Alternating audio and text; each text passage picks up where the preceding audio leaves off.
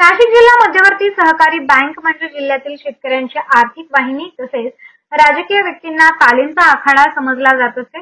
ग्रामपंचायत ते नगरपालिका, महानगरपालिका नंतर जिल्हा बँक संचालक या क्रमवारीनुसारच आमदार किंवा खासदारांचे वर्णी लागणे अशक्यच होते। असा इतिहास असेल, जिल्हा मध्यवर्ती बँक आज मात्र शेवटची घटका मोजत आहे। या बँकेच्या जीवावरती अनेक मंत्री संत्री जिल्ह्यात झाले, परंतु आज त्यांच्याकडे बघायला कोणाला वेळ नाही। सहकार महर्षी भाऊसाहेब हिरे यांच्या कालखंडापासून स्थापन झालेल्या बँकेचे महाराष्ट्राच्या सहकार क्षेत्रावर एक वेगळाच प्रभाव होता। महाराष्ट्रात 2 नंबरचे कर्ज वाटप व सहकारचा विस्तार असलेले नाव लौकिक होते, परंतु मधल्या काही काळापासून 1998-99 पासून नवीन तरुण तळफदार संचालकांचे त्यामध्ये कोकणी, कोकाटे, पिंगळे, बनकर, होळकर, आहेर, हिरे संचालक पदाची धुरा व अध्यक्ष पदाची धुरा, दराडे तसेच कार्यकारी संचालक पदी देसले असा बेत जबाबदार व्यक्तींच्या नियुक्त्या झाल्या आणि बँकेची वाटचाल अधोगतीकडे सुरू झाली। तर ती आजपर्यंत थांबायलाच तयार नाही। त्यात कमी कुठे काय तर सहकार खात्याचे यांना लाभलेल्या आशीर्वाद, त्यामुळे अनियमित कामकाजाला मान्यता देणारी विभागीय निबंधक आरिफ मोहम्मद खान, जिल्हा उपनिबंधक सतीश खरे त्यांनी बँकेवरती आपल्या नियुक्त करून हात सफाई केली।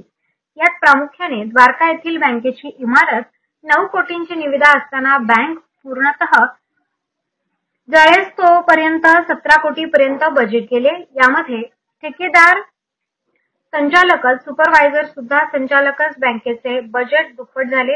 त्यात कमी की काय उचलण्यासाठी नारायण राणे आले, चोरट्यांनी त्यांच्या पाकिटावरील डल्ला मारला, तेव्हापासून त्या बँकेला भूताने झपाटले। तर बँकेच्या मानकरीत बसलेले भूत अजूनही उचलायला तयार नाही, तरी त्यांचा प्रवास काय थांबता थांबेना।